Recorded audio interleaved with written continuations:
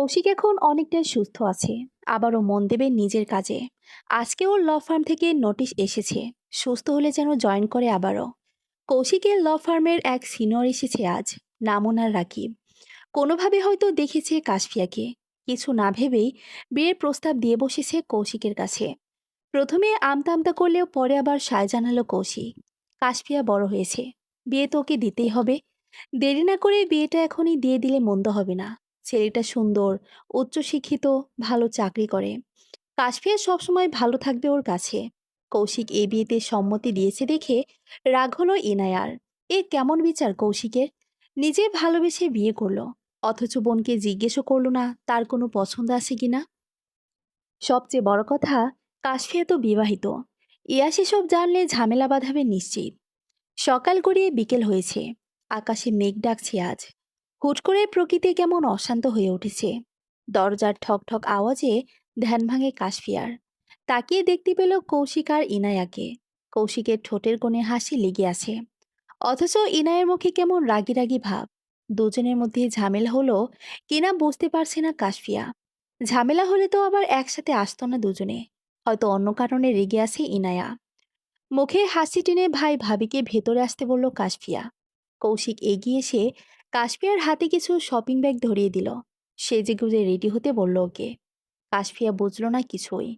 ওরা কি কোনো অনুষ্ঠানে যাচ্ছে, নাকি বাড়িতে গেস্ট আসবে? কৌতূহলী হয়ে জিজ্ঞেস করলো কাশফিয়া, সাজবো কেন ভাইয়া? আমরা কি কোথাও যাচ্ছি? না, বাসায় গেস্ট আসবে। গেস্ট আসার সাথে আমার সাজগোজের কি সম্পর্ক?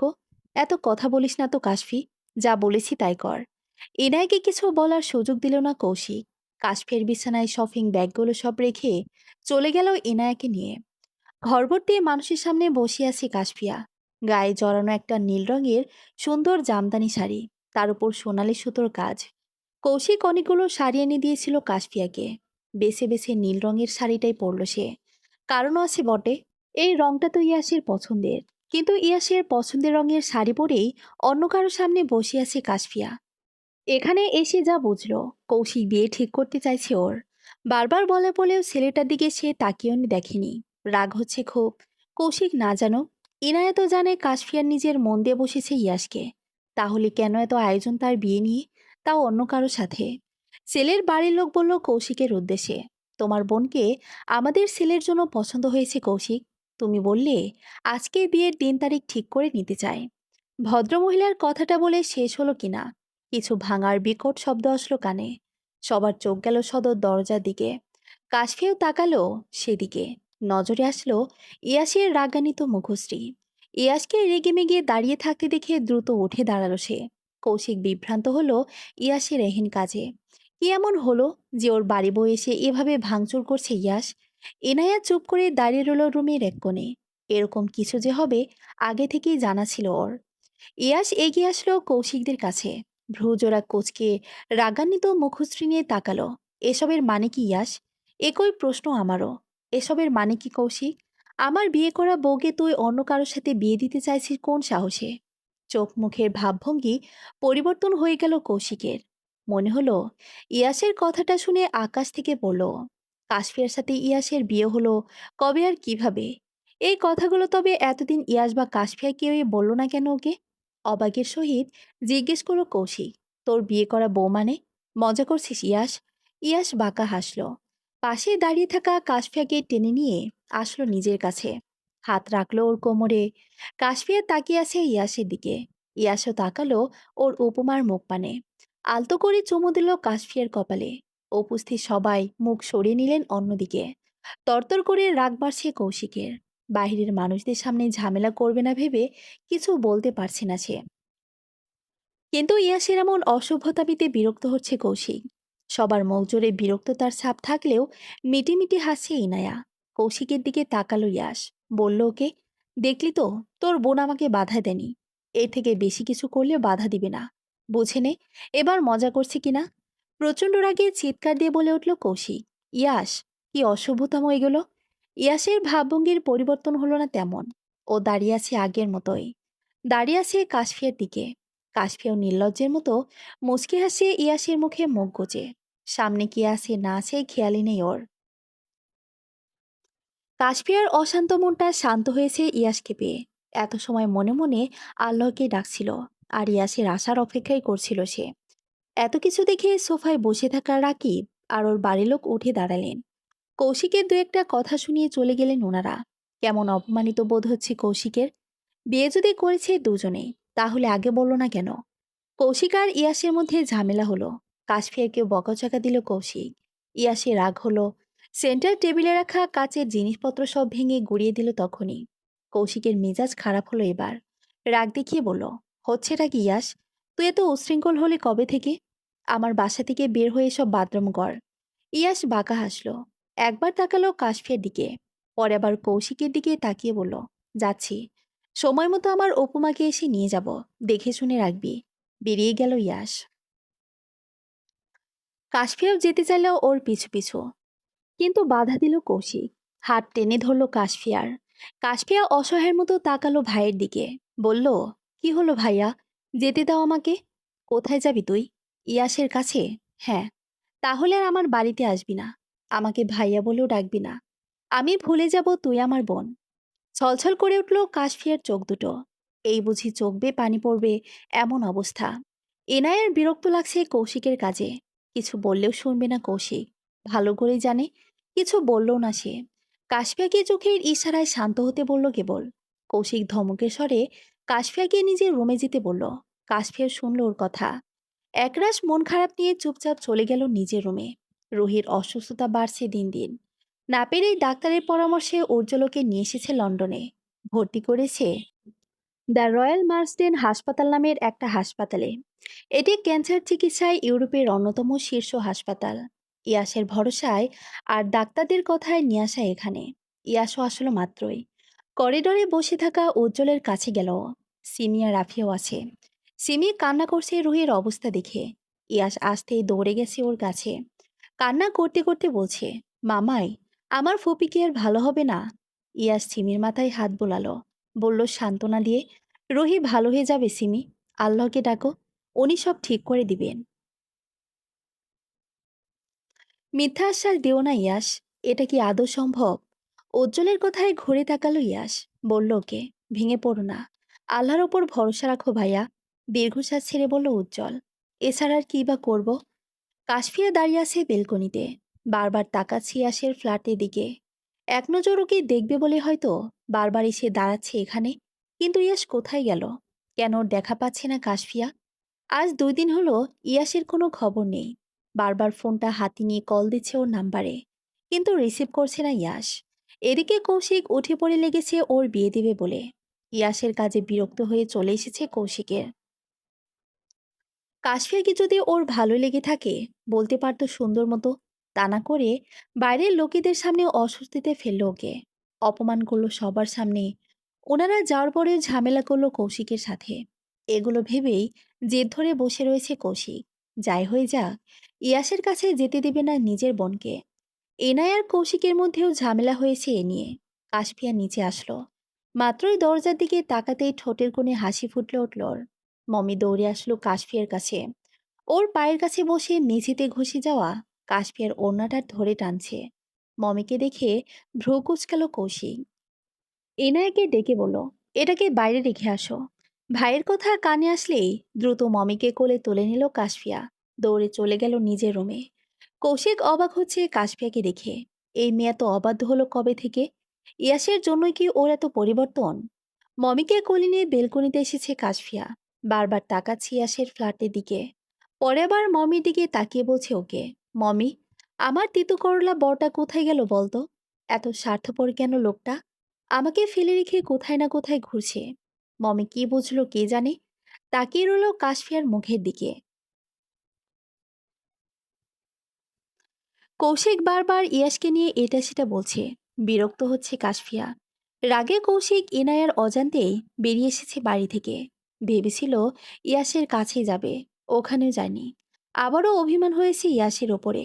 ওই মানুষটা খুব স্বার্থপর। বারবার কষ্ট দেয় ওকে। হুট করে সে মায়া বাড়িয়ে আবার হারিয়ে যায় লোকটা। ইয়াস কি বুঝে না?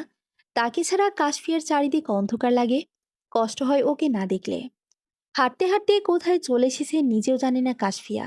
আশেপাশে তাকিয়ে দেখল সব কেমন অচেনা লাগছে। বাড়ির সীমানা পেরিয়ে যে অনেক দূরে চলে এসেছে বুঝতে বাকি নেই ওর।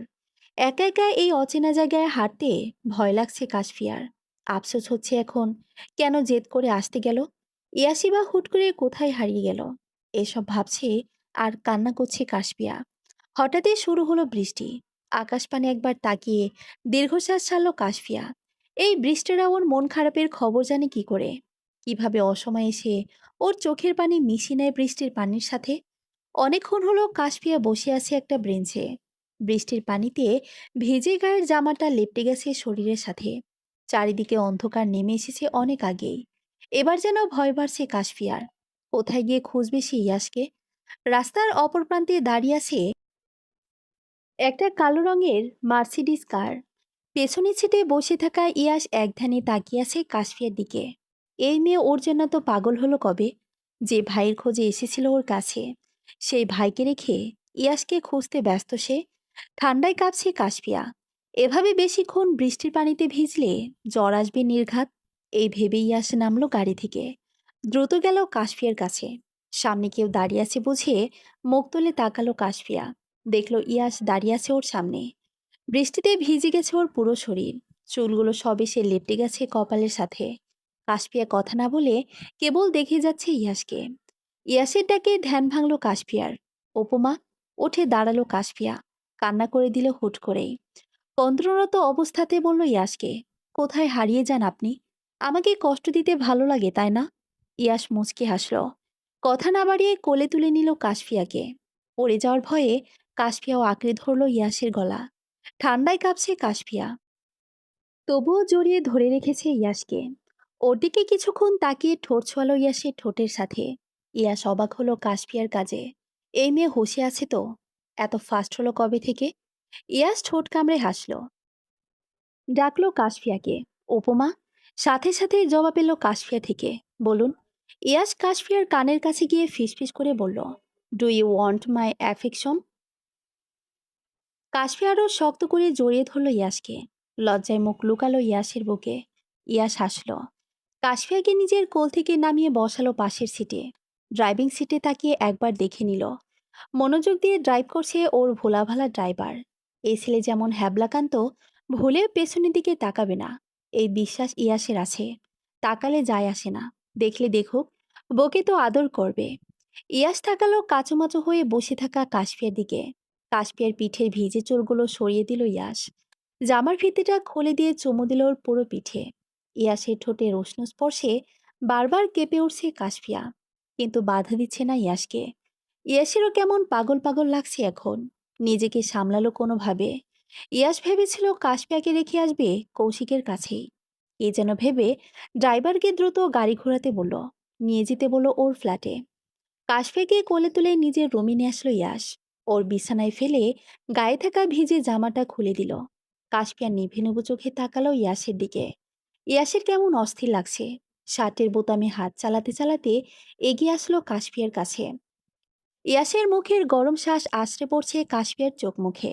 ইয়াস আলতো করে নিজের ঠোঁট ছোঁয়ালো কাশফিয়ার পুরো মুখে। কাশফিয়া নিজের হাত বোলালো ইয়াসের ঘন চুলের ভাঁজে। ইয়াস ওর কানের কাছে গিয়ে হিসিয়ে বলল তখন, উপমা, ভেবেচিন্তে আমাকে কাছে ডাকলে তো? কথা বলো না কাশফিয়া।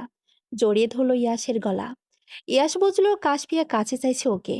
কিছু না ভেবেই আঁকড়ে ধরল প্রেয়সীর গোলাপ সম পাতলা ঠোঁটজোড়া। ইয়াসের হাতের স্পর্শ গভীর হচ্ছে।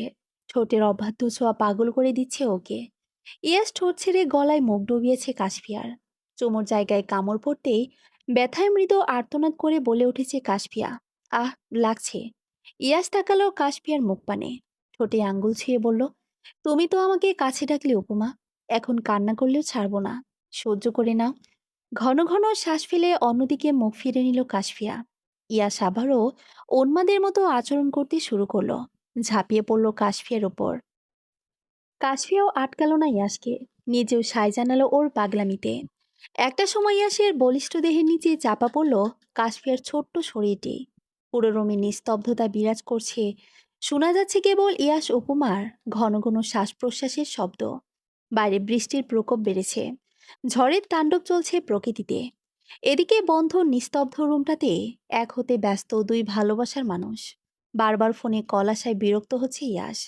বালিশের কাছে রাখা ফোনটা হাতে তুলে মেঝেতে ছুঁড়ে ফেলতে যাবে, তখনই দেখলো পরিচিত নাম্বার। কৌশিকী তবে এত সময় ধরে লাগাতার কল দিয়ে যাচ্ছে ওর ফোনে। বেশি কিছু না ভেবে কলটা রিসিভ করলো ইয়াশ। কানের কাছে নিতেই ভেসিল কারো কর্কশ কণ্ঠ। আমার বোন কোথায় ইয়াশ? ঘুম জড়ানো কণ্ঠে উত্তর দিল ইয়াশ। তোর ভবিষ্যৎ ভাগ্নে ভাগ্নির আব্বুর কাছে। মানে? হেয়ালি না করে সোজা সাপটা উত্তর দিয়ে ইয়াশ। যেখানে থাকার কথা সেখানেই আসে। চোখে মুখে বিরক্তির চাপ ইয়াসের। কলটা কেটে দেবে, তখনই বলে উঠল কৌশিক, তুই একে ম্যানিপুলেট করে নিজের কাছে নিয়ে গেছিস তাই না? ইয়াস হাসলো কি যেন ভেবে। উঠে গিয়ে জানালার কাছে দাঁড়ালো সে। বলল কৌশিককে, ওহো, তোর বোন আমি বলতে এতটাই পাগল? ম্যানিপুলেট করার দরকার পড়ে না। আমি তোকে দেখে নেব ইয়াস। যখন তখন যা ইচ্ছে তা আবদার করলে তো হবে না কৌশিক। তোদের মতো নিউলি ম্যারিড কাপড় না হলেও বউকে কাছে পেয়েছি এতদিন পর। আমাকে দেখার সুযোগ পাবি না আর। তোর বোনকে সময় দিতে হবে তো। কৌশিকের রাগ হচ্ছে ইয়াসের বাতরামতে। রেগে কিছু বললে ইয়াস আবারও বলে উঠেছে, বাংলা সিনেমার ভিলেনদের মতো ব্যবহার কেন করছিস কৌশিক? আমার ভবিষ্যৎ বাচ্চারা পৃথিবীতে আসার পর তাদের মামার এমন পালাওয়ানের মতো হাব ভাব দেখলে ভয় পাবি তো। সময় আছে, নিজেকে পরিবর্তন কর, নইলে কিন্তু ওদেরকে তোদের কাছে যেতে দেব না। রেগে মেগে ফোনের লাইন কেটে দিল কৌশিক। কৌশিকে একটু হলে জব্দ করতে পেরেছে ভেবে ইয়াস হাসল মনে মনে। কাশফিয়ার ক্লান্ত অচেতন শরীরটা পড়ে আছে বিছানায়। বিছানার চাদরটা গায়ে টেনে রেখেছে কেবল। ইয়াস একবার তাকালো কাশফিয়ার দিকে। ওর পুরো শরীরের লালচে দাগগুলো স্পষ্ট দেখা যাচ্ছে। ইয়াসের রাগ হলো নিজের ওপরেই। হুঁশ জ্ঞান হারিয়ে নিজের অজান্তেই কষ্ট দিয়ে বসেছে কাশফিয়াকে। বেশি কিছু ভাবল না ইয়াস। বিছানায় শুয়ে থাকা কাশফিয়াকে কোলে তুলে নিয়ে গেল ওয়াশরুমে। শাওয়ারের পানি এসে কাশফিয়ার উন্মুক্ত পিঠে পড়তেই তীব্র জ্বালায় চোখ মুখ কুচকে বন্ধ করে নিল সে। খামচে ধরল ইয়াসের পেশিবহুল বাহু। কাশফিয়ার লম্বা লম্বা নখের আঁচড় পড়ল ইয়াসের হাতে। কিছুই বলল না সে। মুচকি এসে পরম যত্নে ওকে জড়িয়ে নিল নিজের বুকে। শরীরটা মুছে দিয়ে নিয়ে গেল আবারও রুমে। ইয়াসের পরনে থাকা কালকের শার্ট ব্যতীত আর কিছু নেই কাশফিয়ার গায়ে। ইয়াস ঠোঁট কামড়ে হাসছে কাশফিয়ার দিকে তাকিয়ে। এ দেখে প্রচণ্ড রাগ হলো কাশফিয়ার। বিছানায় শুয়ে থেকে রেগে বলল ইয়াসকে, রাক্ষস কোথাকার। ইয়াস এগিয়ে গেল কাশফিয়ার কাছে। মুখের উপর থেকে চুলগুলো সরিয়ে গজিয়ে দিল কানের পাশে। বলল ফিসফিস করে, বলেছিলাম না বুঝে শুনে কাছে ডাকবে আমাকে। কাশ্মীর বাধা মানল না ইয়াস। কাছে যে শক্ত করে জড়িয়ে ধরল ওকে। শরীরে প্রচণ্ড ব্যথা হলো কাশফিয়ার। কান্না করে বলে উঠল ইয়াসকে, আহ, ব্যথা পাচ্ছি, সরুন। সরব না। আমাকে কষ্ট দিয়ে শান্তি পান আপনি? ভালোবাসাও তো দিয়েছি বউ, ওটা দেখলে না? কাশফিয়া মুখ সরিয়ে নিল অন্যদিকে। ইয়াসকে কিছু বলেও লাভ হবে না জানে সে। সে তো আগের মতোই জড়িয়ে ধরে রেখেছে এখনো। বিছানায় শুয়ে থাকা কাশফিয়ার ছোট্ট বুকে নিজের মাথাটা রাখল ইয়াস। জড়িয়ে ধরে চোখ দুটো বন্ধ করলো নিজের। কাশফিয়া ওর হাত রাখলো ইয়াসের ঘন চুলের ভাঁজে। চোখ গেল ইয়াসের উদম পিঠের দিকে। পৃষ্ঠদেশ জুড়ে কাশফিয়ার বড় বড় নখের আঁচড়গুলো স্পষ্টই দেখা যাচ্ছে। মনে মনে হাসল কাশফিয়া। রাক্ষস তো সে নিজেও কম নয়। রোহিত শুয়ে আছে হসপিটালের বেডে। উজ্জ্বল, আফিয়ার সিমি দাঁড়িয়ে আছে ওর পাশেই। বারবার জানতে চাইছে ওর কিছু লাগবে কিনা। কথা নেই রোহির মুখে। একধানে তাকিয়ে আছে দরজার দিকে। কি যেন ভেবে যাচ্ছে সে। ডাক্তার এসে মাত্রই দেখে গেল রোহিকে। আগে থেকে কিছুটা ভালো আছে এখন, তবে পুরোপুরি ভালো হবে কিনা কেউই বলতে পারছে না। সিমি কান্না করছে ফোপের জন্য। উজ্জ্বলও মনমরা হয়ে বসে আছে। অবশেষে কথা বলল রোহি। উজ্জ্বলকে বলল ওর চাচা চাচিকে দেখবে, এক্ষুনি যেন বাড়িতে কল দেয়। উজ্জ্বলা শুনল বোনের কথা। কল দিল বাড়িতে। সবার সঙ্গে সুন্দরভাবে কথা বলল রোহি। চাচা চাচিকে বিদায় জানিয়ে কেটে দিল ফোনটা। রোহির মনে আরেকটা ইচ্ছে জেগেছে, ইয়াস আর কাশফিয়াকে দেখবে সে। তাই বলল উজ্জ্বলকে, ইয়াসকে আসতে বলবে ভাইয়া, সাথে ওর উপমাকেও নিয়ে আসতে বলবে। দ্রুত নিজের ফোনটা হাতে নিল উজ্জ্বল। ইয়াসের নাম্বারে কল দিতে দিতে বলল রোহিকে, হ্যাঁ, এক্ষুনি আসতে বলছি। রোহি নিজের মুখ সরিয়ে নিল অন্যদিকে। বলল বিড়বিড় করে, আমাদের আবার দেখা হোক ইয়াস, একটা শান্ত মায়াভরা সন্ধ্যায়। তোমার কাঁধে মাথা রেখে না হয় আমার মৃত্যু হোক। তুমি আমার না হলেও তোমাকে শেষবার এক নজর দেখার ইচ্ছেটা অন্তত পূর্ণ হোক। উজ্জ্বলের সাথে কথা বলতে বলতে নিচে নামলো ইয়াশ। উজ্জ্বলকে বলেছে কিছুক্ষণের মধ্যে আসছে ওরা। স্বস্তি পেলে উজ্জ্বল। কলটা কেটে দিয়ে রোহিকে জানালো কথাটা। ইয়াশ নিচে নামতেই দরজার সামনে দাঁড়িয়ে থাকা সাইফান আর মেহেককে দেখল। এত সকালে দুজনের একসাথে এখানে আসার কারণ বুঝল না সে। এদিকে সাইফান দাঁড়াতে পারছে না। ভালো করে চোখে ঘুম লেগে আছে ওর। এসেছে কেবল মেহেকের জোড়াজড়িতে। সাইফা না আসলে তো আবার ইয়াস রুমে ঢুকতে দেবে না মেহেকে। ভার্সিটি অফ থাকার কারণে দেখা হয়নি ইয়াসের সাথে। তাই মিথ্যা বাহানা এসেছে আজ। ইয়াস এগিয়ে গেল ওদের কাছে। ভ্রুকুচকে দুজনের দিকে তাকিয়ে গম্ভীর কণ্ঠে বলল, কি চাই? মেহেক উত্তর দিল আমতা আমতা করে, আসলে স্যার, আমার তো ম্যাথে প্রবলেম, জানেনই। তাই এসেছি আপনার কাছ থেকে হেল্প নিতে। ইয়াস ভেতরে ডাকলো দুজনকে। তারপর সোফা দেখিয়ে বসতে বলল ওদের। কিচেনের দিকে যেতে যেতে বলল মেহেককে, সাইফান অনেক ভালো ম্যাথ পারে। তুমি বরং ওর থেকে হেল্প নাও মেহেক। মুখটা কেমন যেন হয়ে গেল মেহেকের। সাইফান হাসলো এটা দেখে। বলল ঠাট্টার স্বরে, পেয়েছিস তো কাজকলা। আজ আর আমার ঘুমটা নষ্ট করালি। সে তো স্যার তোকে পাত্তা দিলেন না। সাইফানের কথার উত্তরে রেগে বলল মেহেক, চুপ কর তুই। সাইফান আর কথা বাড়ালো না। কিছুক্ষণ পর ইয়াস এসে বসলো ওদের সামনে। হাসি ফুটলো মেহেকের ঠোঁটের কোণে। এটারই তো অপেক্ষায় ছিল সে। ইয়াস হাতে ল্যাপটপ নিয়ে বসে আছে সোফায়। মনোযোগ দিয়ে কি যেন করছে। মাঝে মধ্যে সাইফানের সাথে কথা বলছে। এদিকে মেহেক বই খাতা ছেড়ে এক ধ্যানে তাকিয়ে আছে ইয়াসের দিকে। ফর্সা শরীরে কালো রঙের টি শার্টটা ইয়াসকে মানিয়েছে ভালো। গালের খোঁচা খোঁচা দাড়ি, মাথার উস্কো খুস্কো চুলগুলোতে যেন আরো ভালো লাগছে ওকে। মেহেক মুগ্ধ হয়ে দেখে যাচ্ছে ইয়াসকে। এই মানুষটাকে মেহেক পছন্দ করে সেই কবে থেকেই। কবে যে নিজের মনের কথা বলতে পারবে ইয়াসকে, সেই আশায় বসে আছে ও। কাশফি এসেছে ড্রয়িং রুমে। আস্তে আস্তে এসে দাঁড়িয়ে আছে ইয়াসের পাশে। সাইফান মন দিয়ে ম্যাথ সলভ করছে। এদিকে মেহিকের পুরো মনোযোগ ইয়াসের দিকে। তাই আর কেউ দেখেনি কাশফিয়াকে। ইয়াসের থেকে চোখ সরালো মেহেক। সোফায় ফেলে রাখা একটা কালো রঙের ওড়নায় নজর গেল তখন। ভ্রুকুচকে ওড়নাটার দিকে তাকিয়ে রইল মেহেক। ভাবলো মনে মনে, ইয়াসের বাড়িতে মেয়েদের ওড়না এলো কোথা থেকে? ইয়াস ব্যতীত অন্য কেউ কি এখানে আছে? ওড়নাটার দিকে এক ধ্যানে তাকিয়ে কথাগুলো ভেবে যাচ্ছে মেহি। ইয়াস ল্যাপটপ থেকে চোখ সরাতে দেখলো ওর পাশে দাঁড়িয়ে থাকা কাশফিয়াকে। গায়ে ইয়াসের শার্ট, আর পরনে একটা প্লাজো ছাড়া আর কিছু নেই ওর। এই অবস্থায় কাশফিয়া এখানে এসেছে দেখে রেগে গেছে ইয়াস।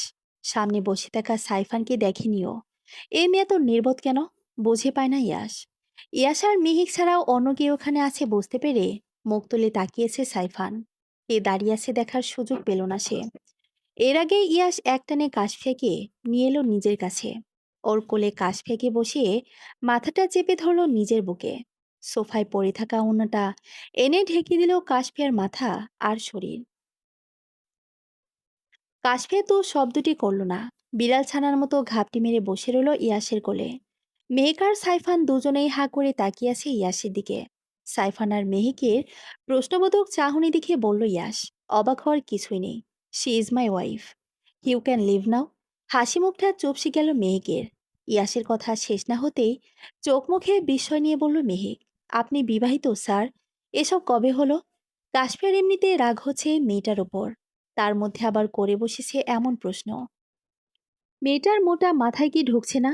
কাশফিয়া ইয়াসের বউ বলেই তার কোলে চড়ে বসে আছে এতক্ষণ ধরে। ইয়াসের থেকে নিজেকে ছাড়িয়ে নিয়েছে কাশফিয়া। এদিক সেদিক তাকিয়ে কি যেন খুঁজল। সেন্টার টেবিলের দিকে চোখ যেতে মিষ্টির প্লেটে রাখা কাটা চামচটা নজরে এলো ওর। কাশফিয়া ওটা হাতে তুলে রেগেমেগে মেহিকের চোখ বরাবর ধরে বলছে, এ মেয়ে, তখন থেকে আমার বরের দিকে এভাবে তাকিয়ে আছো কেন? সমস্যা কি তোমার? চোখ দুটো গেলে দেব? কাশফিয়ার কাজে হতভম্ব বনে গেল মেহেক। ইয়াসও মাথায় হাত দিয়ে ঠেকে বসে আছে আগের মতোই। ভয়ে কিছুটা পিছিয়ে গেল মেহেক। ভ্রু কুচকে কাশফিয়ার দিকে তাকিয়ে বলল, ওয়্যারলেস মেয়ে, বয়সে আমি তোমার বড় হব। কার সাথে কিভাবে কথা বলতে হয় জানো না? সে তুমি বড় হও আর ছোট। আমার হাজবেন্ডের দিকে বরাবর তাকাবে কেন? বিকজ আই লাভ হিম। সোফায় বসে থাকা ইয়াস ভ্রুকুচকে তাকিয়ে আছে মেহেকের দিকে। কাশফিয়াও যে রেগে গেছে বুঝতে বাকি নেই ওর। কাশফিয়া কিছু বলবে তখনই বলে উঠল ইয়াস, হোয়াট ননসেন্স মেহেক, তুমি শুধু আর শুধুই আমার স্টুডেন্ট। এসব কথার মানে কি? আজকের পর থেকে আর আমার চোখের সামনে আসবে না তুমি। কোনো কারণ থাকলেও না। লিভ নাও। অপমানিত বোধ হলো মেহেকের। ইয়াসের থেকে এমন ব্যবহার আশা করেনি সে। চলে যাবে বলে পা বাড়ালো মেহেক। তার আগে একবার তাকালো কাশফিয়ার দিকে। মনে মনে ভাবলো সে, এই মেয়েটার মধ্যে কি এমন আছে যা তার মধ্যে নেই? কেন ইয়াসকে রেখে এই মেয়েটাকে পছন্দ করলো? দ্বিতীয়বার এই কথা বলল ইয়াস। মেজাজ দেখিয়ে নিজের বাড়ি থেকে বেরোতে বলল মেহেককে। কাশফিয়ার প্রচণ্ড রাগ হচ্ছে এই মেহেককে দেখে। তবুও চুপ করে রইল সে। মেহেক চলে গেল ইয়াসের ফ্ল্যাট থেকে বেরিয়ে। পিছু পিছু গেল সাইফানও। দরজার সামনে গিয়ে আবারও ফিরে আসলো সাইফান। একগাল হেসে বলল ইয়াসকে, ম্যাম কিন্তু সুন্দর স্যার, অভিনন্দন আপনাকে। ইয়াসের হয়তো পছন্দ হলো না সাইফানের কথাটা। রেগে মেগে ওর দিকে তাকাতেই সাইফান ভয় পেয়ে দ্রুত চলে গেল বেরিয়ে। কাশফি একবার তাকালো ইয়াসের দিকে। গায়ে থাকা ওড়নাটা মেঝেতে ছড়িয়ে ফেলে চলে যাচ্ছিল রুমে। ইয়াস বুঝল ওর উপমা রাগ করেছে। কাশফিয়ার হাত ধরে নিয়ে আসলো নিজের কাছে। ইয়াসের থেকে নিজেকে ছাড়ানোর চেষ্টা করে রেগে বলছে কাশফিয়া, ছাড়ুন আমাকে। ইয়াস শান্ত কণ্ঠে জবাব দিলেও কাশফিয়ার কথার। রাগ করেছে উপমা? কথা বলো না কাশফিয়া। রাগ তো সে করেছেই। তাকে বাড়িতে রেখে অন্য একটা মেয়ের সাথে বসে গল্প করছিল ইয়াস। কাশফিয়ার যে মেয়েটার থেকে বেশি ইয়াসের উপরে রাগ হচ্ছে। উত্তর না পেয়ে আবার কাশফিয়াকে ডাকলো ইয়াস। উপমা। সাথে সাথে উত্তর এলো কাশফিয়া থেকে। আমি রাগ করলে আপনার যায় আসে? আমি কে আপনার? যান, ওই মেয়েটার সাথে গিয়ে গল্প করুন। ইয়াস কে যেন ভেবে ছেড়ে দিল কাশফিয়াকে। সুযোগ পেয়ে কাশফিয়া চলে যেতে নিলেই দ্রুত সামনে গিয়ে আবার ওকে জড়িয়ে ধরল ইয়াস। আলতো করে ওর কপালে ঠোঁট ছুঁয়ে বলল আদুরে গলায়, তুমি তো আমার সব উপমা। আমার স্বপ্নে দেখা সেই রাজকন্যা তুমি। নির্জন জীবনের নিভু আধারে এক চিলতে রৌদ্রতাপ তুমি। আমার উপমা তুমি। কাশফিয়া মাথা তুলে তাকালো ইয়াসের মুখ পানে। লোকটার ঘায়েল করা হাসিতে কোথায় যেন উড়ে গেল সব রাগ অভিমান। এমন সুন্দর হাসি আর মন ভোলানো চমৎকার কথা শুনলে কারোরই বা রাগ থাকবে? ইয়াস আর কাশফিয়া এসেছে রহিকে দেখতে। কাশফিয়াকে দেখেই সিমি দৌড়ে গেছে ওর কাছে। দুজনে মিলে গল্প করেছে অনেকক্ষণ। ইয়াস ওকে সিমির কাছে রেখেই চলে গেছে রহির সাথে দেখা করতে। কিন্তু কেবিনে এসে রহিকে পেল না সে। এদিক সেদিক তাকিয়ে খুঁজল অনেকক্ষণ। কোথাও না পেয়ে বাইরে বেরিয়ে গেল আফিয়া আর উজ্জ্বলকে জিজ্ঞেস করবে বলে। সময়টা সন্ধ্যা। রোহিকে নিয়ে উজ্জ্বল একটা ক্যাফেতে এসেছে, হাসপাতাল থেকে বেশ খানিকটা দূরে। বাঙালিয়ানায় মোড়ানো একটা সুন্দর ক্যাফে আছে। ক্যাফের সৌন্দর্য, স্টাফদের কথাবার্তা আর খাবারের ধরন দেখলে মনে হবে লন্ডনের বুকে এক টুকরো বাংলাদেশ। উজ্জ্বলের মুখে ক্যাফেটার সম্পর্কে শুনে রোহির ইচ্ছে হলো এখানে আসবে। উজ্জ্বল শুনল বোনের কথা। সম্মতি দেওয়ার সাথে সাথে এখানে নিয়ে এলো রোহিকে। আফিয়ার সিমিকে হাসপাতালে রেখে এসেছিল যেন ইয়াস আর কাশফিয়াকে নিয়ে আসে এখানে। ইয়াসের গাড়িটা এসে থেমেছে ক্যাফেটার সামনে। কাশফিয়া একবার গাড়ির জানালা দিয়ে চোখ বোলালো ক্যাফের দিকে। চারিদিক রং বেরঙের লাইটিং করা। লোকজনের যাতায়াত চলছে সেখানে। সবার পোশাকে আর সাজগোজে বাঙালি মনে হচ্ছে। উজ্জ্বলের সাথে দাঁড়িয়ে কথা বলছে ইয়াস। কাশফিয়া সেমিয়ার আফিয়া ক্যাফের ভিতরে গেছে। রোহির সাথে সবাই কথা বলেছে অনেকক্ষণ। রোহিকে দেখে কেমন কষ্ট হচ্ছে কাশফিয়ার। মেয়েটার শরীরে এত বড় রোগ নিয়ে চলাফেরা করছে, ভাবলেই খারাপ লাগছে ওর। এত অসুস্থতার মধ্যেও ঠোঁটের কোণে হাসি লেগে আছে রোহির। বুঝতে পারলো কাশফিয়া। নিজেকে ভালো রাখার আপ্রাণ চেষ্টা করছে রোহি। রোহির ডাকে ধ্যান ভাঙল কাশফিয়ার। আমি ইয়াসের সাথে আলাদাভাবে কিছুক্ষণ কথা বললে কি তুমি রাগ করবে কাশফিয়া? দুই দিকে মাথা নাড়ালো কাশফিয়া। যার উত্তর না। রহিম মুচকি এসে ওর মাথায় হাত বুলিয়ে বলল, তুমি সুখী হও কাশফিয়া। তোমাদের সংসারে সুখ আসুক। একটা ছোট রাজকন্যা বা রাজপুত্র আসুক। দোয়া রইল তোমাদের জন্য। ক্যাফের বাইরে পাতানো একটা ব্রেঞ্চে বসে আছে রহি। ইয়াস এসে দাঁড়িয়েছে ওর পাশেই। ইয়াস লক্ষ্য করলো ওকে। মেয়েটা কেমন শুকিয়ে গেছে, গায়ের ফর্সা ত্বক এখন আর আগের মতো নেই। চুলগুলো সব পড়ে গেছে। আগের রুহি আর এখনের রুহির মধ্যে আকাশ পাতাল তফাৎ। রুহি এতক্ষণ খেয়াল করেনি ইয়াসকে, মাত্রই দেখল। কিছুক্ষণ ওর দিকে তাকিয়ে মুচকি এসে বলল, আমার পাশে বসবে ইয়াস? ইয়াস কথা বলল না। দাঁড়িয়ে বলল ওভাবেই। ঘাড় ফিরিয়ে অন্যদিকে তাকাতেই উজ্জ্বল, কাশফিয়া আর বাকিদের দেখল সে। উজ্জ্বল আর আফিয়া মাথা নেড়ে বলছে ইয়াসকে। রোহি যা বলছে শুনতে। কিন্তু ইয়াস তো তাকিয়ে আছে উপমার দিকে। কেমন অন্ধকারে ঢেকে আছে ওর উপমার সুন্দর মুখটা। সে কি তবে রাগ করলো রোহির সাথে কথা বলায়? ভাবনা মিথ্যা হলো ইয়াসের। কাশফিয়া মুচকি এসে চোখের ইশারায় একই কথা বলল ওকে। ইয়াসও হাসলো কাশফিয়ার হাসির উত্তরে। বসলো গিয়ে রোহির পাশে। বড় একটা শ্বাস ছেড়ে ইয়াসের দিকে তাকালো রোহি। বলল, ওকে বলেছিলাম না ইয়াস, আমাদের আবার দেখা হবে? ইয়াস মুচকি হাসলো। জিজ্ঞেস করলো রোহিকে, তুমি ভালো আছো রোহি? আমি তো বরাবরই ভালো থাকি ইয়াস। তুমি আজ আমার কথা রেখে এসেছো, তাই একটু বেশি ভালো লাগছে। চারিদিকে শীতল আবহাওয়া। ক্যাফেতে এত সুন্দর করে লাইটিং করা, পুরো দিনের মতো লাগছে। পাশে বসে থাকা ইয়াসের কাঁধে মাথা রাখলো রোহি। কি হলো বুঝতে পেরে দ্রুত সরে যেতে চাইলো ইয়াস। রোহি আঁকড়ে ধরল ওর বাহু। ইয়াসের দিকে কিছুক্ষণ তাকিয়ে অসহায়ের মতো বলল সে, যেও না ইয়াস, আজকের দিনটা প্লিজ। আমি আর বিরক্ত করব না তোমায়। ইয়াসের কেমন অস্বস্তি হচ্ছে। রোহির প্রতি বিন্দুমাত্র ভালোবাসা নেই তার মনে। কিন্তু এভাবে ওকে প্রশ্রয় দিলে তো নিজের কাছেই নিজেকে দোষী মনে হবে পরে। ইয়াস কিছু বলতে চেয়েও চুপ করে গেল। নীরবতা ভেঙে কথা বলল রোহি। একটা অন্যায় আবদার করবো ইয়াস, রাখবে তুমি? ইয়াস কথা বলল না, তাকিয়ে রইল রোহির দিকে। আবারও নিশ্চয় অবুঝের মতো ভালোবাসা চাইবে ইয়াসের। রুহি কেন বোঝে না? ইয়াস তার সবটুকু ভালোবাসা দিয়ে দিয়েছে উপমাকে।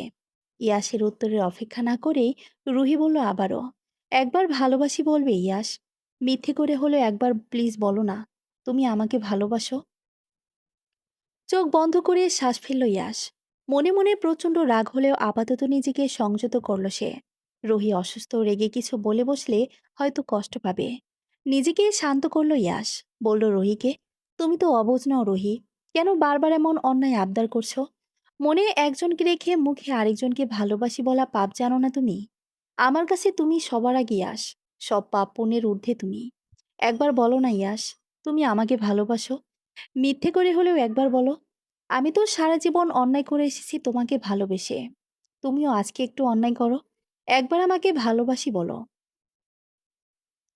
কিছুক্ষণ চুপ থেকে নিচু স্বরে বলল ইয়াস, রুহি। রুহি ছেড়ে দিল ইয়াসের হাত। বুঝল ইয়াস শুনবে না ওর কথা। রুহির ভেতরটা ভেঙে চুরমার হয়ে গেলেও ঠোঁটের কোণে এক চিলতে হাসি নিয়ে বলল ইয়াসকে, আমাকে ভালোবাসি বলতে হবে না ইয়াস, তুমি ভালো থেকো, আমাকে একটু মনে রেখো তাহলেই হবে। কথাটা বলা শেষ করায় কিছুক্ষণ থেমে আবার বলল রুহি, চা নিয়ে আসবে? মাথা নাড়িয়ে হ্যাঁ সূচক জবাব দিল ইয়াস। উঠে গেল চা নিয়ে আসবে বলে। কাশফিয়ারা সবাই এখনো দাঁড়িয়ে আছে আগের জায়গাতেই। অন্য সময় রুহির মুখে ইয়াসের কথা শুনলে রাগ হয় কাশফিয়ার, কিন্তু আজকে যে খুব কষ্ট হচ্ছে ওর। বুঝতে পারছে মেয়েটা কতটা ভালোবাসে ইয়াসকে। কাশফিয়ার রাগ হচ্ছে নিজের ওপরেই। ও যদি ইয়াসের জীবনে না আসতো তাহলে তো রুহি এভাবে কষ্ট পেত না। ইয়াস নিশ্চয়ই সাড়া দিত ওর ভালোবাসার ডাকে। কাশফিয়ার মুখটা কেমন বেজার করে রেখেছে। রোহির জন্য হয়তো খারাপ লাগছে ওর। উজ্জ্বল লক্ষ্য করলো এটা, চোখের পানি মুছে বলল কাশফিয়াকে, রোহির কথায় তুমি রাগ করো না কাশফিয়া, ওর মাথা ঠিক নেই। অসুস্থতায় আমিও কিছু বলি না। আর কয়দিন বলো? আমার বোনের জন্য তোমাদের মধ্যে কোনো ঝামেলা হোক আমিও চাই না। নিজেকে ধাতস্থ করে উত্তর দিল কাশফিয়া, আমি রাগ করিনি ভাইয়া। কাশফিয়ার উত্তরে খুশি হলো উজ্জ্বল। সবাইকে নিয়ে চলে যেতে চাইলো এখান থেকে। রোহি না হয় আরেকটু সময় এখানে বসুক। কাশফিয়াও সায় জানালো উজ্জ্বলের কথায়। ততক্ষণে চায়ের কাপ হাতে ইয়াস এসে দাঁড়িয়েছে রোহির সামনে। রোহি হাসি মুখ করে তাকিয়েছে ওর দিকে, চায়ের কাপটা হাতে নেবে। তখনই কানে আসলো কাশফিয়ার চিৎকার। কি হলো বুঝতে না পেরে সবাই তাকালো ওর দিকে। রোহি হয়তো কিছু আন্দাজ করলো। কাশফিয়াকে ছুটে আসছিল ইয়াসের দিকে। ওকে সরিয়ে দিয়ে এগিয়ে যেয়ে নিজে দাঁড়ালো ইয়াসের সামনে। কোনো কিছুর বিকট শব্দে কেঁপে উঠল সবাই। ইয়াসের চোখ মুখে রক্তের ছিটে এসে পড়ল। কি হলো বুঝে ওঠার আগেই রোহির শরীরটা লুটিয়ে পড়ল মাটিতে। ক্যাফের লোকজন সবাই এসে জড়ো হয়েছে জায়গাটাতে। উজ্জ্বল সবটা লক্ষ্য করে বুঝল কেউ গুলি মেরেছে রোহির উপরে। হাত থেকে রক্তক্ষরণ হচ্ছে ওর। যে ছেলেটা গুলি করেছে তাকে ধরতে পারেনি কেউই। কিছু বুঝে ওঠার আগেই গাড়িটা পালিয়েছে ক্যাফের সীমানা ছেড়ে। ইয়াস পাথরের মতো দাঁড়িয়ে আছে ওখানেই। কাশফিয়া ওর কাছে গিয়ে হাতে সামান্য ঝাঁকুনি দিয়ে বলল, দাঁড়িয়ে আছেন কেন?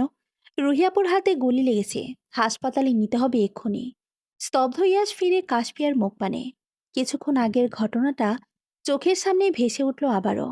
রোহির হাতে গুলি লেগেছে, মাটিতে পড়ে আছে ওর নিথর দেহ। অথচ গুলিটা লাগার কথা ছিল ইয়াসের বুকে। ওকে বাঁচাতে গিয়েই রুহির এই অবস্থা ভাবতে বুকটা কেঁপে উঠছে বারবার। ইয়াস দ্রুত বসে পড়ল রুহির কাছে। রুহির মাথাটা নিজের কোলে নিয়ে কাঁপা কাঁপা কণ্ঠে বলল, রুহি, তোমার কিছুই হবে না, আমি আছি তো। রুহির নিভু নিভু চোখে তাকালো ইয়াসের মুখ পানে। নিজের রক্তমাখা হাতটা ওর গালে ছুঁয়ে বলল, একবার আমাকে ভালোবাসি বলো না ইয়াস, একবার বলো। ইয়াস চুপ করে রইল। উদ্যত হলো রুহিকে কোলে তুলে হাসপাতালে নিয়ে যাবে বলে। নিজের সবটুকু শক্তি দিয়েই ইয়াসকে আটকালো রুহি। আবার বলল একই কথা। কাশফের খুব কষ্ট হচ্ছে রুহির এমন অবস্থা দেখে। ইয়াস এতটা কঠোর, পাষাণ কি তবে রুহির জন্যই? কাশফিয়াকে ভালোবাসে সে, কেন একবার শুনছি না রুহির কথা? কাশফিয়া কান্না করতে করতে বলল ইয়াসকে, আপনি এত পাষাণ কেন? একবার বলুন না ভালোবাসি। ইয়াস বড় একটা শ্বাস ফেলল। কাশফিয়া যে আবেগী হয়ে কথাগুলো বলছে ভালো করেই জানে সে। রুহির মুখটার দিকে তাকালো ইয়াস। পরে আবার কাশফিয়ার মুখের দিকে তাকিয়ে বলল আস্তে করে, ভালোবাসি। ইয়াসের কথায় ঠোঁটের কোণে হাসি ফুটে উঠল রুহির। রুহি জানে ইয়াস তার উপমাকেই ভালোবাসি বলেছে। তবুও তো শুনল ওর কথা। মিথ্যে করে হলেও বলল ভালোবাসি। এ ভেবেই শান্তি পেল রুহি। ইয়াস তাকিয়েছে রুহির হাসিমাখা মুখটার দিকে। এমন অবস্থাতেও মানুষ হাসতে পারে? এই রুহি কি দিয়ে তৈরি ভেবে পায় না সে। রুহি সবার দিকে একবার তাকালো। কাশফিয়ার দিকে কিছুক্ষণ তাকিয়ে বলল, আমার না হওয়া প্রিয় মানুষটাকে তুমি ভালো রেখো কাশফিয়া, যত্নে রেখো ওকে। তোমাদের ভালোবাসা বেঁচে থাকুক আজীবন। কথাটা বলেই কষ্ট করে বড় বড় শ্বাস ফেল রুহি। ইয়াসের মুখের দিকে তাকালো সে। কেমন বিধ্বস্ত লাগছে ইয়াসকে। চোখের কোণে পানি জমেছে ওর। আজকে প্রথম রুহি ইয়াসের চোখে নিজের প্রতি একরাশ মায়া দেখছে। রুহি নিজেকে সামলে বলল ইয়াসকে, আমার মৃত্যুর জন্য কখনো নিজেকে দায়ী করো না ইয়াস। আমি আগেই বুঝেছিলাম আমার সময় শেষ। তাই তো তোমাকে ডেকে আনলাম, সেই দেখা দেখব বলে। ইয়াস বরাবরের মতো মিথ্যে আশ্বাস দিয়ে বলল রুহিকে, তোমার কিছুই হবে না রুহি, আমি তোমার কিছু হতেই দেব না। প্রত্যুত্তর করল না রুহি। ওর মুখ দিয়ে কথা বের হচ্ছে না আর। চোখের পাতা দুটো লেগে আসছে বারবার। তাকানোর শক্তিটুকু নেই আর রুহির মধ্যে। নিজের সবটুকু ভর ইয়াসের উপরেই ছেড়ে দিল রুহি। কি হলো বুঝতে পেরে উজ্জ্বল আর বাকিরা চিৎকার করে উঠল। বারবার ইয়াসকে বলল রুহিকে গাড়িতে তুলতে, এক্ষুনি হাসপাতালে নিয়ে যেতে হবে। দেরি করলো না ইয়াস। দ্রুত কোলে তুলে নিল রুহিকে। হাসপাতালের করিডোরে পায়চারি করছে উজ্জ্বল। কাশফিয়া তখন থেকেই কান্না করে যাচ্ছে রুহির জন্য। কাশফিয়া তখন দেখেছে গাড়িতে বসে থাকা লোকটাকে। ইয়াসকে টার্গেট করেছিল লোকটা। কাশফিয়া তো ওকে বাঁচাতেই চেয়েছিল। ছুটে এসেছিল ইয়াসের কাছে। কিন্তু ওকে সরিয়ে দিয়ে রুহি যে নিজেকে মৃত্যুর দিকে ঠেলে দেবে জানা ছিল না কাশফিয়ার। কেন করলো রুহি এমন? এসব ভাবছে আর কান্না করছে কাশফিয়া। কান্না করতে করতে চোখ দুটো ফুলে গেছে ওর। ইয়াস পাশে দাঁড়িয়ে আছে। একবার কাশফিয়ার দিকে তাকিয়ে আবার চোখ ফিরিয়ে নিল সে। কত শত চিন্তা ইয়াসের মাথায়। তখন কি এসেছিল ওকে মারতে? নিশ্চয়ই ঈশান। কিন্তু ঈশান এত তাড়াতাড়ি সুস্থ হলো কিভাবে? ঘুরে ফিরে বারবার ইয়াসের সন্দেহ যাচ্ছে ঈশানের দিকেই। কাশফিয়া গিয়ে জিজ্ঞেস করতে যাবে কিছু তখনই ডাক্তাররা বেরিয়ে এলো কেবিন থেকে। এনায়াও ছিল সেখানে। ইয়াস ছুটে গেল ইনায়ের কাছে। উদ্বিগ্ন হয়ে বলল ওকে, রুহি কেমন আছে ইনায়া? ঠিক হয়ে যাবি তো? চুপ করে রইল ইনায়া। উপস্থিত সবাই অপেক্ষা করছে ইনায়ের উত্তরের জন্য। ইনায়া সবার চিন্তিত মুখগুলোর দিকে তাকালো। দীর্ঘশ্বাস ছেড়ে বলল ইয়াসকে, রুহি আর নেই ইয়াস। ওর আয়ু হয়তো এতটুকুই ছিল। কয়েকবার পিছিয়ে গেল ইয়াস। অন্ধকারে ঢেকে গেল ওর পুরো মুখ। চোখ বেয়ে গড়িয়ে পড়ল দুফোঁটা পানি। হ্যাঁ, ইয়াস কাছে। এই প্রথম হয়তো সে কারো জন্য কাছে। ইয়াসের যে প্রচন্ড রকমের অনুশোচনা হচ্ছে বারবার। রোহির মৃত্যুর জন্য নিজেকে দোষারোপ করে যাচ্ছে সে। এনায়ের মুখ থেকে কথাটা শুনেই কাশফিয়া শব্দ করে কান্না করে দিল। সাথে সিমিয়া রাফিয়াও। উজ্জ্বল পাথরের মতো দাঁড়িয়ে আছে। চোখের পানি শুকিয়ে গেছে ওর। ইস, কত কত অপূর্ণ ইচ্ছে নিয়ে পৃথিবীর মায়ে ত্যাগ করল ওর বোনটা। মেয়েটার ভাগ্যে আল্লাহ সুখ লেখেননি হয়তো, তাই তো হলো এমন। রোহি ইয়াসের প্রতি এতটা দুর্বল, তাই এখানে নাচলে হয়তো বুঝতই না উজ্জ্বল কতটা ভালোবাসে ওর বোন ইয়াসকে। নিজের জীবন দিতেও দ্বিধাবোধ করল না সে একবার। কথাগুলো ভেবে দীর্ঘশ্বাস ছাড়ল উজ্জ্বল। এখন আর এত কিছু ভেবে কি হবে? যে যাওয়ার তো সে চলেই গেছে। উজ্জ্বল কথা না বলে এগিয়ে গেল রোহির কেবিনের দিকে। বোনের প্রাণহীন দেহটার কাছে বসে রইল কিছুক্ষণ। কান্না করবে না ভেবেও কান্না করে দিল উজ্জ্বল। সেও তো মানুষ, কষ্ট তারও হয়। মা বাবার পরে আপন বলতে তো ওর রহি ছিল। মেয়েটাও স্বার্থপরের মতো চলে গেল ওকে ছেড়ে। কে উজ্জ্বলকে ভাইয়া বলে ডাকবে এবার? ভুলভাল কাজ করে বসলে কি বা বকাবকি করবে? কথাগুলো ভাবছে আর অঝরে কাঁদছে উজ্জ্বল। ঝাপটে ধরেছে রহির প্রাণহীন নিস্তেজ শরীরটা। রহির মৃত্যুর আজ প্রায় 4 মাস হতে চলল। ওকে কবর দেওয়া হয়েছে দেশেই। অদ্ভুতভাবে রুহির মৃত্যুর পর থেকে ঈশানকে কোথাও খুঁজে পাওয়া যাচ্ছে না। কারোই বুঝতে বাকি নেই কাজটা ঈশানের। ইয়াসও সেদিনের পর থেকে পাগলের মতো খুঁজে চলেছে ঈশানকে। নিজ হাতে মারতে না পারলেও শান্তি পাবে না সে। ইয়াস বসে আছে ওর অফিস রুমেই, ভাবছে কথাগুলো। হঠাৎই ড্রয়ারে রাখা একটা হলুদ খামটার দিকে চোখ যায় ওর। দীর্ঘশ্বাস ফেলে খামটা হাতে তুলে নেয় ইয়াস। ভেতরে রাখা গুটি গুটি অক্ষরে লেখা চিঠিটা বের করে পড়তে শুরু করে সে। আমার না হওয়া প্রিয় মানুষ, তুমি নিশ্চয়ই আমার চিঠিটা পড়ছো।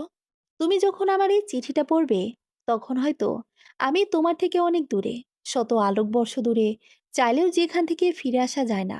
জানো তো ইয়াস, তুমি আমার হবে না জেনেও আমি সবসময় চেয়ে গেছি তোমাকে। তুমি কি ভাবলে আমি বাঁচতে চাই বলে ছুটে এসেছি এত দূর? না ইয়াস, যে জীবনে তুমি নেই, সে জীবন রেখে আমি কি করব?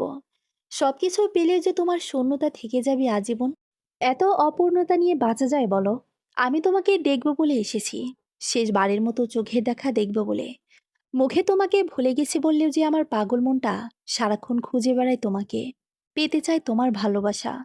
আমার তৃষ্ণাক্ত চোখজোড়া বারবার দেখতে চাই তোমাকে। মাঝে মধ্যে তোমার উপমার প্রতি আমার অনেক বেশি হিংসে হয় ইয়াস। কেন আল্লাহর ভাগ্যটা আমাকে দিলেন না? পরক্ষণে আবার ভাবি, আমার ভাগ্যে আল্লাহ হয়তো তোমাকে লেখেননি। উনিও চান না তুমি আমার হও। নিয়তি ভেবে সান্ত্বনা দিই নিজেকে। কিন্তু এত কিছু করেও ভুলতে পারি না তোমাকে। বারবার মনে পড়ে তোমার কথা। তোমার উপমা তো ভাগ্যবতী ইয়াস। সে তোমার ভালোবাসা পেয়েছে, যত্ন পেয়েছে, তোমার বুকে ঠাঁই পেয়েছে। কত সহজে সে না চেয়েও পেয়ে গেল তোমাকে। আর আমাকে দেখো, আমি কেবল ধ্বংস করতে জানি। তাই তো এত করে চেয়েও পেলাম না তোমাকে। তবে আমার আফসোস নেই। আমি জানি শেষবার তুমি ফেলবে না আমার কথা। মিথ্যে করে হলেও একবার ভালোবাসি বলবে আমাকে। না বলে আমি জোর করেই বলিয়ে নেব। এক জীবনে এত অপূর্ণতা নিয়ে আমি মরেও যে শান্তি পাবো না। আবারও বলছি ইয়াস, তুমি ভালো থেকো। পৃথিবীর সবটুকু সুখ তোমার হোক। সব ভালো তোমার ভাগ্যেই থাকুক। আমায় তুমি মনে রেখো, ভালোবাসায় না হোক, ঘৃণায় রেখো। তবু প্লিজ মনে রেখো। আমার হাত কাঁপছে, চোখ দিয়ে অনবরত পানি গড়িয়ে পড়ছে। আমি আর লিখতে পারছি না ইয়াস। নিজের উপর আজ হাসি পাচ্ছে আমার। আমি কত নির্লজ্জ দেখো। মৃত্যুর মুখে দাঁড়িয়েও আমি তোমাকেই চাইছি। সত্যি আমি তোমাকে চাই। এই জীবনে যদি না পাই, তবু পরজন্মে যেন তোমাকেই পাই। ভালো থেকো, আমার না হওয়া ভালোবাসার মানুষ। আমার না হলেও তুমি অন্যের হয়ে ভালো থেকো। ফোনের রিংটংয়ের আওয়াজে ধ্যান ভাঙল ইয়াসের। হাতের চিঠিটার দিকে তাকিয়ে দীর্ঘশ্বাস ছেড়ে বলল ইয়াস, তুমি কেন আমাকে এত ভালোবাসলে রোহি? আমি যে তোমার ভালোবাসার যোগ্য ছিলাম না কোনো কালে। আমার জন্য নিজের জীবন দিতেও ভাবলে না একবার। অথচ আমি মানুষটা কত নিষ্ঠুর। তোমার প্রতি এক বিন্দু ভালোবাসাও জন্মালো না আমার। তোমাকে ভালো না বাসলেও আমি মনে রেখেছি রোহি। আমার হৃদয়ের গভীরতম স্থানে রেখে দিয়েছি তোমাকে যত্ন করে।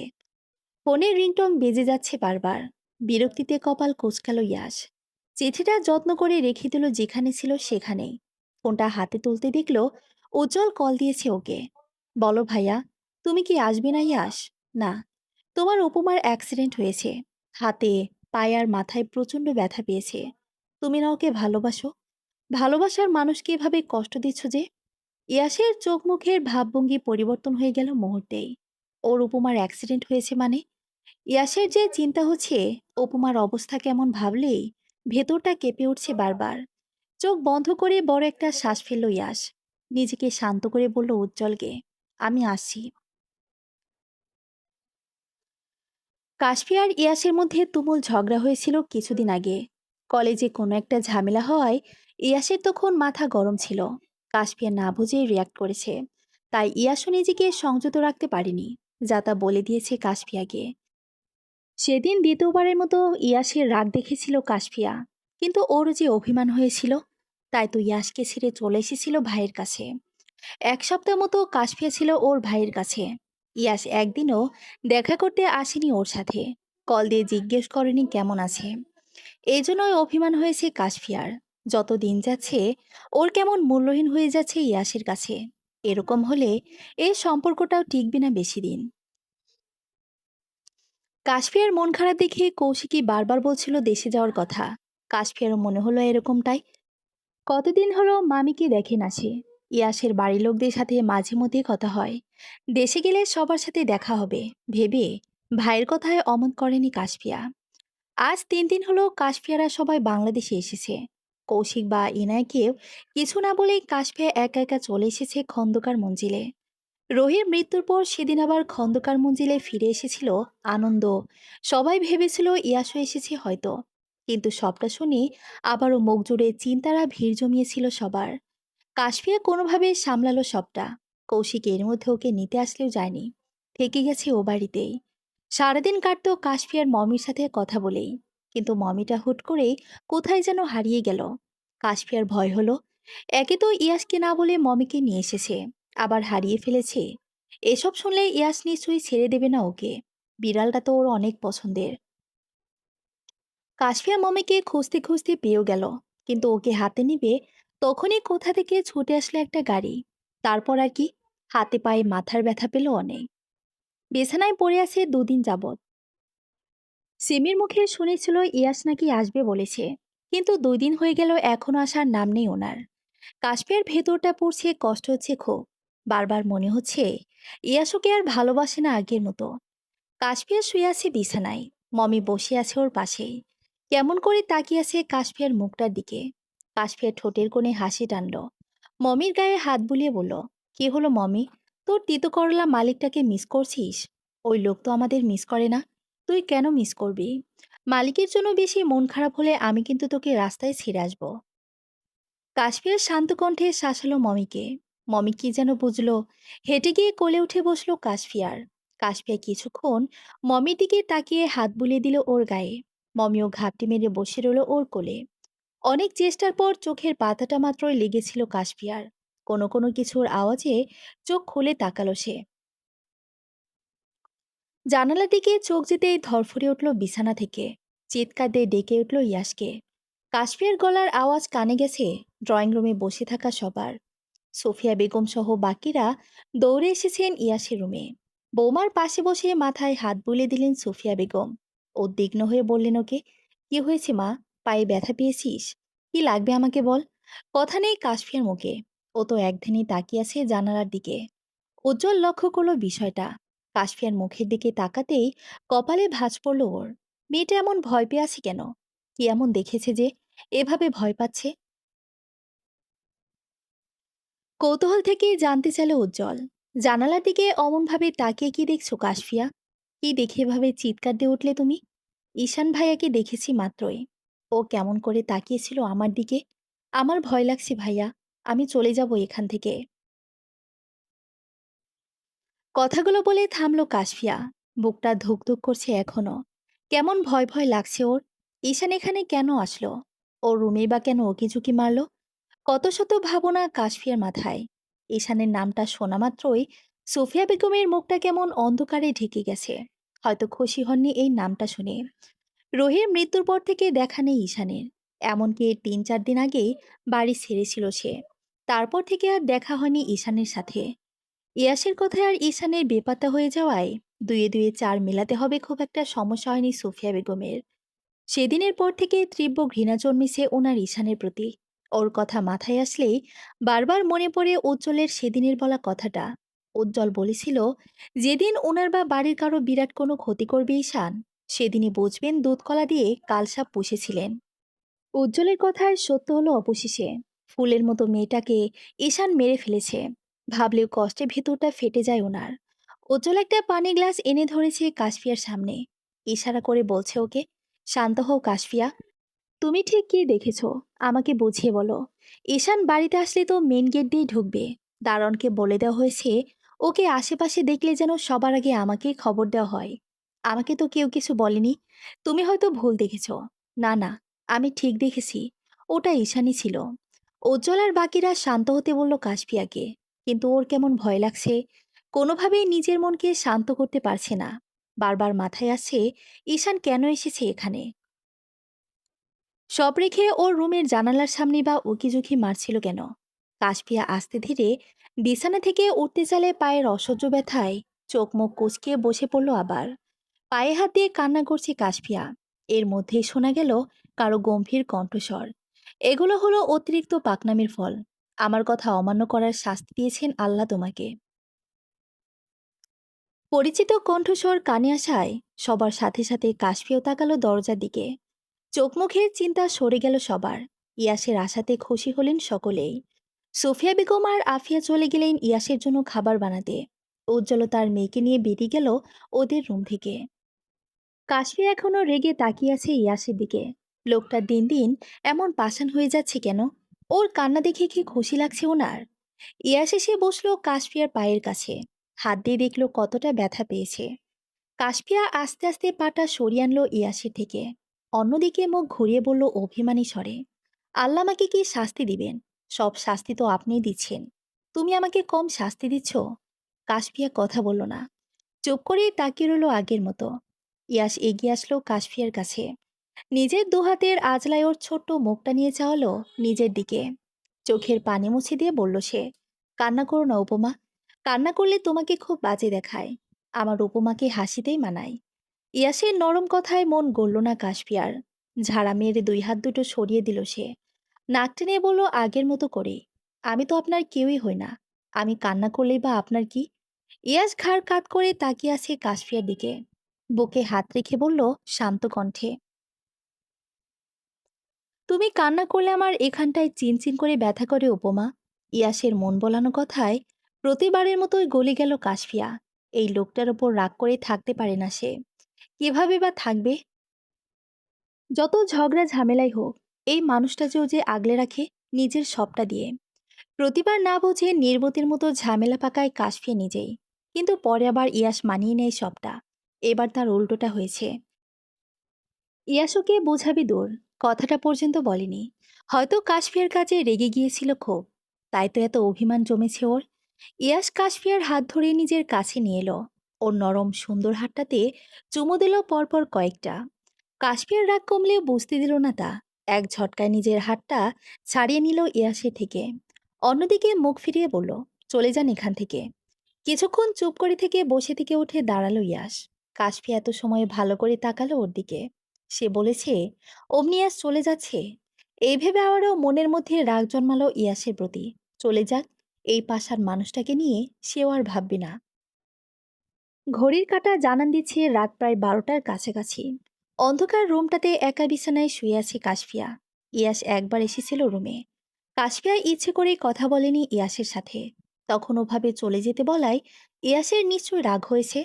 কাশফিয়ার এই ভুলের শাস্তি দিতে এখন আর কথাই বলবে না ওর সাথে। না বললে না বলুক, কাশফিয়াও ভাববে না ইয়াসকে নিয়ে। পাশ ফিরে তাকাতেই কারো উপস্থিতি টের পেল কাশফিয়া। বিকেলের ঘটনাটা মাথাচাড়া দিয়ে উঠল আবার। ভয়ে চিৎকার দিতে নিলেই কেউ আঁকড়ে ধরল ওর কাঁপা কাঁপা ঠোঁটজোড়া। প্রথমে ভয় হলেও পরে আবার মানুষটার গভীর আলিঙ্গনে শান্ত হলো কাশফিয়া। পরিচিত পারফিউমের গন্ধ, চেনা স্পর্শে বুঝতে বাকি নেই মানুষটা ইয়াস। উঠে গিয়ে রুমের লাইট অন করলো ইয়াস। কাশফিয়ার কাজটা এসে বসে বলল, ভয় কিসের উপমা? তোমাকে ছোঁয়ার সাহস অন্য কারো আছে? তোমার রুমে আমি ব্যতীত আর কে আসবে? কাশফিয়া কিছুক্ষণ তাকালো ইয়াসের দিকে। কি যেন হলো ওর। নিজের সবটুকু ছেড়ে দিল ইয়াসের ওপর। ইয়াস হয়তো জানে না বিকেলের ঘটনাটা। কাশফিয়াও আর বলবে না, নইলে শান্ত বাড়িটা মাথায় তুলবে এত রাতে। কাশফিয়াকে বুকে টেনে নিল ইয়াস। হাত বুলিয়ে দিল ওর মাথায়। আলতো করে চুমু দিল ওর পুরো মুখে। ওদের রুমের দরজার সামনে দিয়ে হেঁটে যাচ্ছে উজ্জ্বল।